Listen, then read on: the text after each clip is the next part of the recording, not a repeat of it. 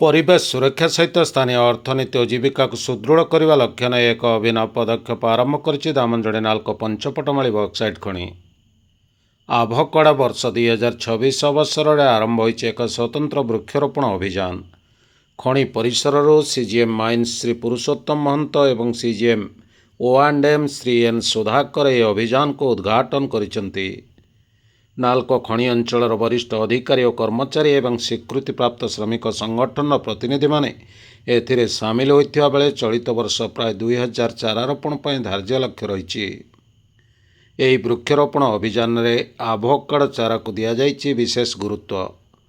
ସବୁଜ ପରିବେଶ, ସ୍ଥାୟୀ ବିକାଶ ଏବଂ ସ୍ଥାନୀୟ ଲୋକଙ୍କ ସମୃଦ୍ଧି ଏହି ତିନୋଟି ଲକ୍ଷ୍ୟ ନେଇ ପଞ୍ଚପଟମାଳି ଖଣିର ଏହି ପ୍ରୟାସ ଆଗାମୀ ଦିନରେ ସ୍ଥାନୀୟ ଲୋକଙ୍କ ପାଇଁ ଆୟ ଓ ଜୀବିକାର ନୂତନ ସୁଯୋଗ ସୃଷ୍ଟି କରିପାରିବ।